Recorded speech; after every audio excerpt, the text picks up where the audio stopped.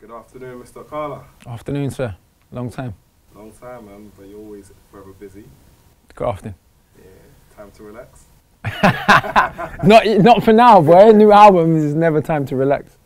You know, when I listen to Time to Relax, I think it's all about talk people through Time to Relax, because I know how to go. I'll probably feedback after this, but you talk me through Time to Relax. Well, the track Time to Relax from the new album was really about exactly that. Like, I think people who are busy or ambitious or politically engaged, anyone who's determined to achieve something, and that doesn't have to be kind of monetary career success. It can be anything. It can be mastering a martial art. It can be becoming good at yoga or swimming or fishing or whatever it is. But people who are obsessively focused with a goal can forget sometimes, myself included, I'm very guilty of this, that you need balance in life and you need sleep, and you have to sleep. Like, this is something I'm only just finding out now, that you actually have to go to sleep, bruv. People always ask me when I look at all the projects, and they're like, do you sleep? And I'm like, well, not really. Like 2-3 hours sometimes, most of the time. Sometimes I'll go 2 days without sleeping. But my brethren recently broke the world record, I think. He was in the studio for 11 days straight, like left to wash. He does like these 30-minute meditation things, and then he just carries on working. I'm just like, you're an alien, bruv. But so he needs the advice. But Time to Relax is a song that is just saying, don't forget to check yourself. Don't forget to make time to sit the hell down and just appreciate life, but also to just reflect. And as I say, the opening line of the song, I say it's not a song, it's more like a note to self. And it is exactly that. It's more like just a reminder to me, Regin, you're not going to be around forever, and you need to not give yourself a heart attack between now and then. You're quite a healthy guy, cool, but you must sleep and you must relax some days. But with that, your mind's always racing. Yeah, so exactly. How do you just, I mean, it's obvious that you need to relax, but do you actually relax or you just rest? Well, for me, yeah, one of the hardest things I find it to do in life is relax. That's probably why I wrote that song. Like, so even when I'm relaxed, I'm thinking about a million different things. I find it hard to shut my mind off. I meditate a little bit, but, you know, I mastered whatever the secret is. You're supposed to have an empty mind, you know, whatever the technique is supposed to be. I obviously haven't put in enough practice because my mind's always racing. That's part of why I don't sleep. Like, nighttime will come and I'll be like, cool, let me grab some sleep. And I'll just be lying there, just thinking about bare things. And my mind's just going mad. So I'm just like, you know what? Screw it, I'll get up and read, or I'll do this, or I'll do that. And then some days, like, it's a lottery. Every night when I go to bed, it's a lottery. Am I going to sleep tonight or not? And half the time it's like, nah, you're not sleeping, mate. Your mind's keeping you awake. Is there ever any anxiety with that, or is it just well, thoughts? I don't think it's anxiety, but, you know, doctors might tell you different. I think that it's more inspiration and thoughts, and sometimes it can be stress, you know, stress over things, but really, generally, it's mostly I'm inspired. The project we'll just talk on our way up here. It's a complete body of work, in my opinion. Murder runs the globe. And we were talking as well. I said, like, you forever go hard on the third verse. Yeah. So when you write, yeah, it's almost like you're writing like you're just easing your way in, and then you're like, do you know what? I'm gonna save this part. Like, do you pick and choose? How does that work? Because that's a conscious effort. Then. Yeah, it's like a narrative. I feel like it's a narrative, right? And the finale of a story has to go hard. So I wouldn't say that it's not. Obviously not that I'm being lazy on the first two verses. I still write them for what I think is best on the song, and how I think best to open up the dialogue and create the beginning and the middle of the story. But I always feel like the end of the story is like a flurry of punches. You just got to be, bam, you're coming in for the knockout blow right at the end. And so even when you're telling a story or having a message like a song like that, you still have that, as an MC, you have that instinct, that killer instinct, for want of a better word, to come in and just shock your prey, do your thing, just knock out your opponent, even though you're not in a rap battle. It's just that sense of sport that hip hop is. And for me, the third verse was always where you, traditional song structure, 3 verses. The third verse is where you do that. When you write that type of track, it's very straight to the point. Like, I think the whole album is straight to the point. You listen to, you read the track listing, you know what it's about. When you create music, do you ever think of a target audience? Weirdly enough, no. When I create music, I don't think of a target audience, maybe because I'm fortunate. I already have an audience. You know, my music has found its audience over the last 10 or 11 years and people are continuing to discover my music organically from all over the world. I haven't had a playlisted record since 2006, and that's the only one playlisted record I've had in my entire career in terms of mainstream radio playlist, and that was Shakespeare. And so there's no point me thinking about a target audience. I think about a responsibility to represent hip hop and to be true to myself, and I think that in and of itself attracts a particular type of supporter. So in that sense, I do feel responsible to my existing audience, but I don't factor them into the creative process in the sense of, oh, I can't do this because the audience won't approve, or I can't do that because some people might not like it. If you look across my bodies of work, there's some stuff that's radically different from what's on this record, and there's a continuous personality. Doublethink was like an electronic album, do you know what I mean? The Thieves Banquet was all live instruments. This is straight boom bap with some instruments on top, but this is, you know, kind of break your neck, old school, sample driven hip hop again. And so I just do whatever I'm in the mood to do, and hopefully that resonates. When you have realized that, you know, as you said, you haven't had a playlist from 2006 to now, whether you care or not, but as a creator of music, you probably still appreciate your music to be played on those forms. Is it a situation where you haven't ever plugged the music? No, we've plugged to radio a few times, you know, and I'm not gonna get anyone in trouble or to call any names because that's not my style. There's some good individuals that work in all these places that do their best, but when I say you will not get a playlist if you're not talking about certain political issues, I'm not saying it hypothetically, I'm saying literally. Radios have said, ooh, our compliance, ooh, this. Not you don't have an audience, not the music isn't good, not you're not popular, all of which I could accept, but all of which would be untrue. It's clear that I'm popular, it's clear that I do have an audience, and well, whether or not the music's good is subjective, right? But it's clear there's people who want to hear it. The next tour will be my 8th solo UK tour. I've performed in, at last count, I don't know, 48 countries around the world as an independent artist with no playlist. So clearly there's an audience. So it's not about serving a public audience. It's about what is and isn't deemed to be radio friendly. Now, radio friendly means inoffensive, safe, within a particular realm of musical and lyrical possibility. And I've made a decision, I'm not complaining by the way when I say that, I made a decision to make music that doesn't fit within that realm of possibility necessarily. Some of my songs do, but if you look at my larger body of work, if I become a pop star, we're opening people up to Murder Runs the Globe, to Yours and My Children, to Find No Enemy, to the original Fire in the Booth, to a whole body of work that questions power. And the media is part of power. You know, you look, I'll give you an example. This man who just crashed this plane, if you believe the official story, I'm not saying I believe the official story, but let's run with this for a minute. This guy crashes a plane full of people into a hill and murders 150 people in cold blood. That's the official story. Look how much more humanity he is being treated with in the media than young black kids that get shot by police.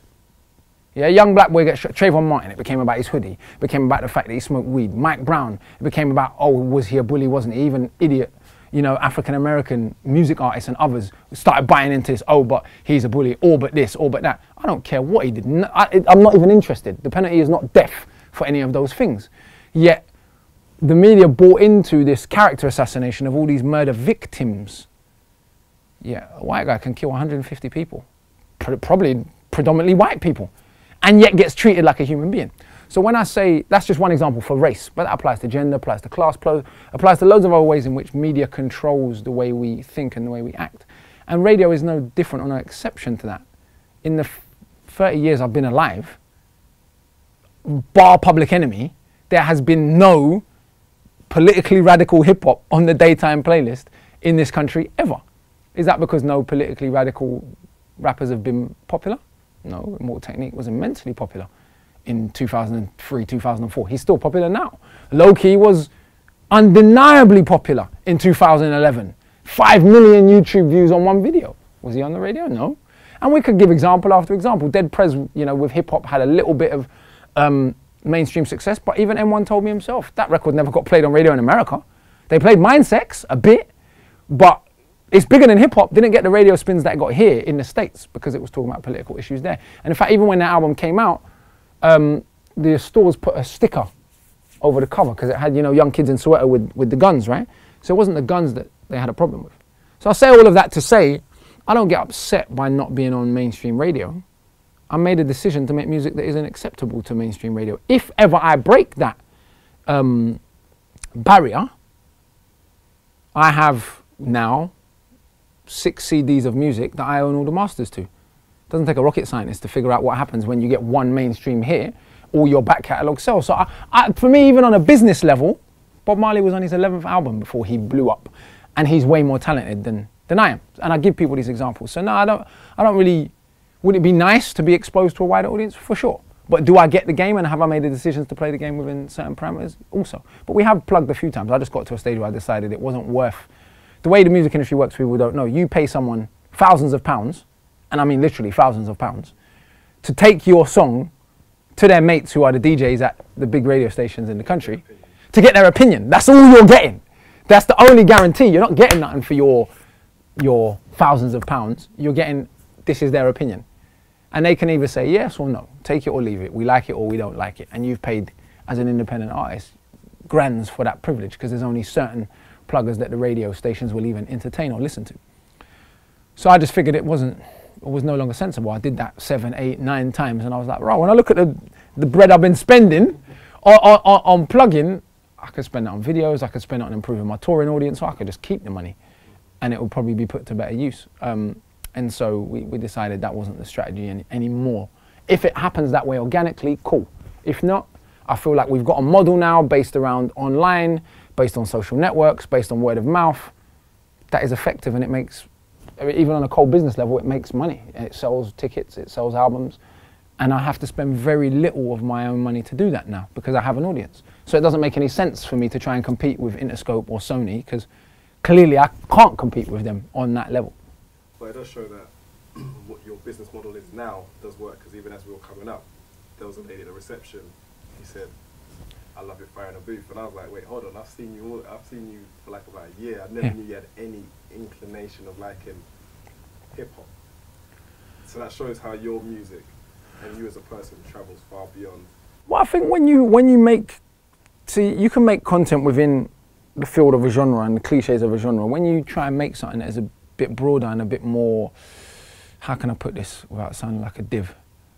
A bit more human-centered and a bit more, yeah, just a bit more broad in subject matter. You reach people that you wouldn't always reach within the confines and cliches of a particular genre. And I've found that if you look at my audience, some of it's people who don't even really listen to much hip-hop, but they like the musicality of a Thieves Banquet. So, and that's not to say there's anything wrong with a straight hip-hop audience either. There's not, because hip-hop is a very broad genre of music.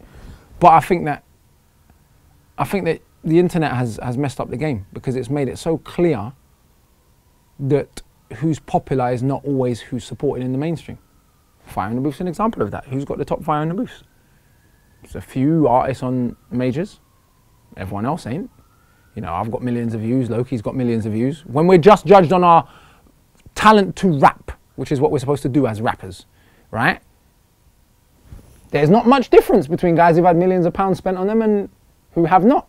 So clearly we're not supported because we're not popular. There's something else going on. I put my tour on sale. The first day at the Jazz Cafe sold out, a couple of days. The next one's going to sell out before it comes round. So clearly there's an audience there, and this is just off my social networks. I haven't put up any posters to promote my tour anyway. I haven't done any adverts on television. I'm not on the radio. In fact, that Jazz Cafe date sold out before anyone even heard any of the music. Think about it. The music, this is what I mean about developing and I'm not saying this to be arrogant, I'm saying about when you cultivate as an artist a genuine following. How can a show sell out before the album's even out? No one's even heard the new material. So they're buying tickets just based on their belief in you as an artist. But if you cultivate that over a long period of time, people have the confidence to say, I'm going to spend my £15 on the gig before I've even heard the new material. And that might only be 500 people.